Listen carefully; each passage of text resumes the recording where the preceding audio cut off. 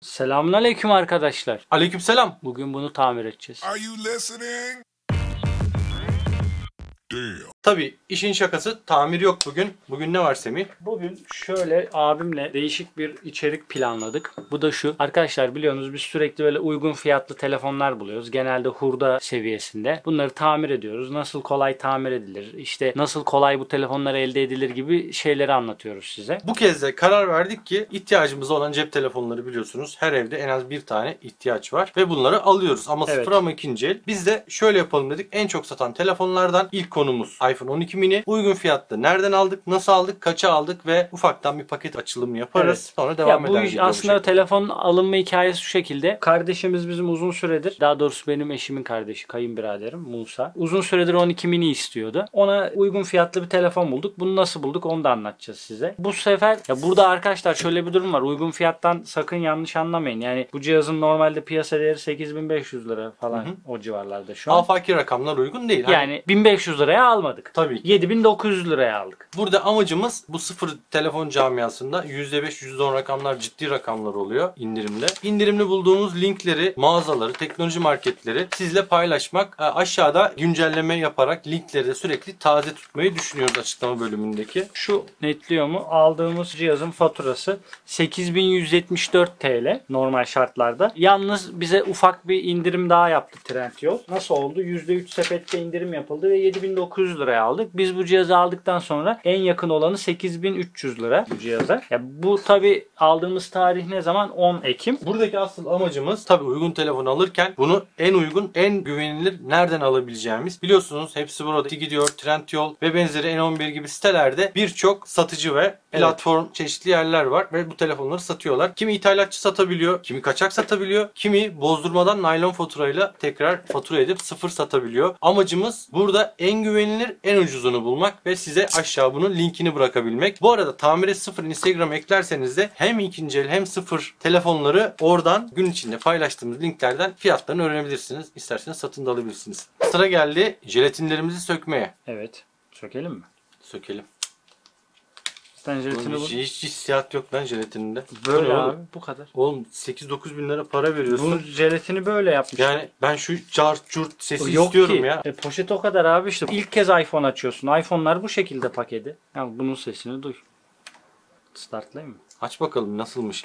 Biz arkadaşlar inceleme videolarımızda biliyorsun çok detaya böyle teknik özelliğe falan değinmiyoruz. Zaten bununla ilgili yüzlerce video var. Biz daha çok nereden alınıyor, nasıl alınıyor gibi ve telefonun dinamiklerine bakıyoruz az çok. Bu arada telefon açılmıyor. Şarjı İlk defa bir getiremiyor. iPhone'da şarjı yok telefonun. Hiç yok. Getiremiyorum oraya. Neyse biraz şarj edelim. Şarj olurken kutunun içeriklerinden bahset bari. Neler var, neler çıkıyor. Kutunun içeriğinde bir tane Type-C Lightning kablo var. Utanmamışlar onu koymuşlar bak bu sefer. Bir de kullanım kılavuzu var. Apple Bir tane stickerları, sticker elma. var. Bir tane kullanım kılavuzu var. Bir tane de Sticker eskiden iğne 2 var. tane çıkıyordu, onu da 1'e indirmişler. Kulaklık Şarj zaten kafasını yok. kaldırdıkları gibi sticker da teke indirmişler. Ya maliyeti gitgide düşürüyorlar. Umarım bir dahaki senelere telefon olur içinde. Olur mu? Olur olur. Burada işte Sadece kutuyu satmasınlar. sessiz şeyi falan onları gösteriyor.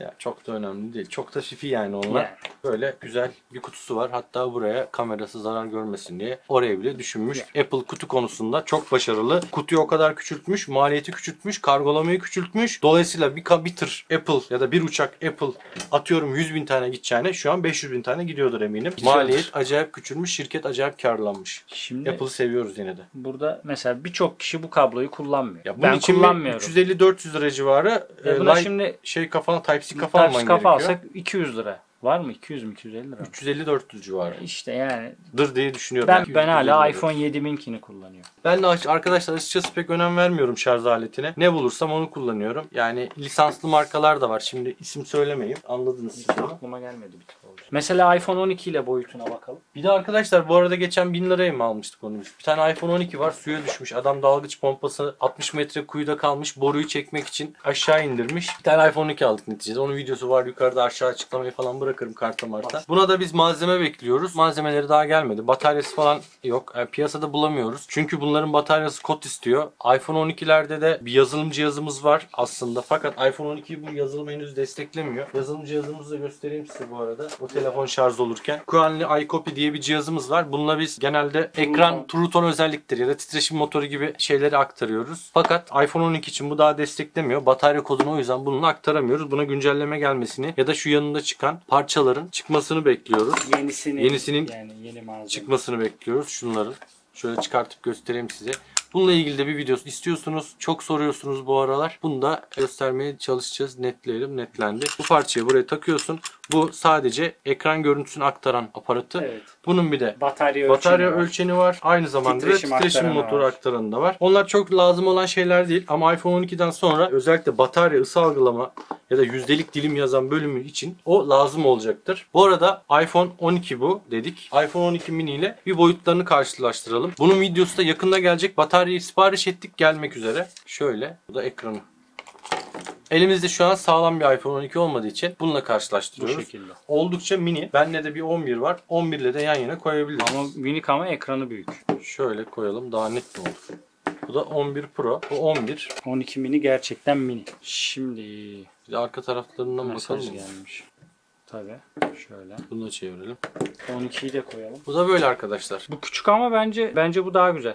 Hepsinden en iyisi bu bence. Yani iyisiniz bu arada. Hepsini karşılaştırmış da olduk. Yani, Hepsini karşı yan yana koyduk. oğlum yan yana işte. koymak karşılaştırmak değil mi? Sen bir alışveriş sitesinde bir şey satın alırken yan yana diziyor özelliklerini Yani karşılaştırıyor. Doğru. Ama bence en iyisi 12 miniymiş. 11 harbiden kabaymış ama. Yani ne demek istiyorsun? O zaman bana bir tane 13 alalım. 13 Pro. Olur alalım.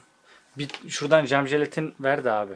Şuna bir jelatin takalım. Bir tane jelatin. O zaman bu video çok güzel oldu bak. Yine iyisini cam jelatin takılma şeklinde göreceksiniz. Bence çocuğun telefonunu çizmeden takalım yani. Kurayım mı telefonu? Kendi kursun oğlum. Niye kuracaksın? Bir şeyler aktaracak falan Ha, ya. doğru tamam. Kamerasına falan bakma açısından. İstersen Tamam, kur. sen tak bilirsin. jelatini. Sen daha iyi takıyorsun. Ben iyi takıyorum arkadaşlar bu tür şeyleri. En kalitelisinden jelatin. Arkadaşlar bu jelatinlere aldanmayın. Hepsi aynı yani. Ya bu kırılmaz falan denemiyor. Bunların hepsi hikaye, bilginiz olsun. Kırılır. Buradan bazıları bize kızacak şimdi bunları satan kişiler, ithal eden kişiler. Ama alakası yok. Bunun bir de emsal bir mahkemelik örneği de var. Adam bunu kırılmaz diye satın alıyor. Ki kırılıyor. Telefonu da kırılıyor. Sonra ilgili firmayı mahkemeye veriyor. Bana kırılmaz diye sattınız diyor. Ama şöyle, bu kırılmaz. Sadece korur. Yani bunun üstünde öyle bir iddia yok. Zaten Çin'den gelen orijinal paketinde de kırılmaz diye bir şey yazmıyor. Güçlendirilmiş cam öyle bir şey yazıyor. Tempered glass yazıyor. Bu yeni telefonlarda Şöyle size- şey hiç iyi değil. Kamera böyle çıkıntılı ya. Evet. Takarken şöyle ben size bunu göstereyim bu arada. Bir şey yok oğlum, temizliyorsun takıyorsun. Ben hani şey diyorlar diye sana taktırıyorum. Ne Ferdi hiçbir şey yapmıyor. Tamir yap işte. Bu da Ferdi'nin tamiri olsun. Arkadaşlar ben tamir yapmıyorum. Doğru. Ben genelde işin alıp satım işleriyle ilgileniyorum. Boş beleş işlerle. Yani boş işler müdürü diyebilirsiniz. CEO. Ya şimdi arkadaşlar tamir yapma olayı şöyle. Ben onu size açıklayayım. Kafam girmiyor değil mi? Yok. Tamir yapmak için sevmek gerekiyor. Sevmediniz mi yapamazsınız. Sabır etmeniz gerekiyor. Şöyle biraz önüme çekmem gerekiyor. Tamam. Eğer yeteneğiniz yoksa, sevmiyorsanız benden size tavsiye yapmayın. Yaptırın. Bakın şurada yine bir nokta kaldı. O noktanın ne olduğunu... Ya bu çok kalın bir cam olduğu için ufak tefek beyaz hava kabarcıkları kalabiliyor ilk zaman. Sonra gider belki. Belki gitmez. Çok yani evde bunu takarsanız bunu çok kafanıza takmayın. Kalsın, önemi yok. Işıkta hiçbir şey görünmeyecek. Bu arada biz taktık cam jelatini de büyük ihtimal kayınbirader bunun cam jelatini çıkartır. O cam jelatinsiz kullanıyor. Yani öyle bir şey. Biz gönderelim cam jelatinle. Şu an mevcut kullandığı cihaz da öyle. Cam jelatinsiz kullanır. Ben iPhone 12 mini'nin gerçekten bu kadar ergonomik olduğunu bilmiyordum. Bence fiyat performans ürünü diyebiliriz bunun için. Ya bence Çünkü bakar mısınız? biz bayağı indirimli aldık yani. Yani gerçekten güzel. Ve Tam- aldığımız rakam da çok iyi. Tam cep telefonu. Koy cebine git, kılıf bile kullanmana gerek yok bu telefonda. Tam cep telefonu. Bir kılıfı deneyelim mi? Nasıl olacak? Mesela iPhone 7 ile aynı boyutta bu telefon. Ama iPhone 7'den küçük. Bu da bir şey jelatin. Ne denir? Bak. Silikon. iPhone Evet. 7'den küçük ama ekran iPhone Ekran 7'den kas büyük. oranı iPhone 7'den büyük. Güzel yani bu telefon alınır bence. iPhone istiyorsanız bütçeniz de kısıtlıysa bence hiç düşünmeden alın derim. Oo güzel oldu. 5S Gerçekten gibi güzel oldu ya. oldu. iPhone 5S gibi oldu. Abi çok güzel ya. Çok şirin yani böyle tam elle taşımalık yani bir de buna bak. Bununla dizi falan izlemek istiyorsanız olur da bununla da izlenir ya. Şuna bak ekran Yani 10 benim numara. 11 Pro bile bundan büyük. 11 Pro normalde 11'den de küçük aslında. Yan yana koyabilirsin. Yani ekranı oldukça küçük. Ve 11 Pro o kadar ağır ki arkadaşlar. 2 Ve tane güzel. 12 mini ağır. Bu telefonu aldım mı kılıfsız kullanacağım bence. Buna arkaya bir jelatin. Evet şu lensu Çünkü gerçekten çok şık ve tam kamerada belli oluyor mu emin değilim ama Bu arada Gerçekten indirimli çok şık. alabilmeleri için şöyle de bir durum var.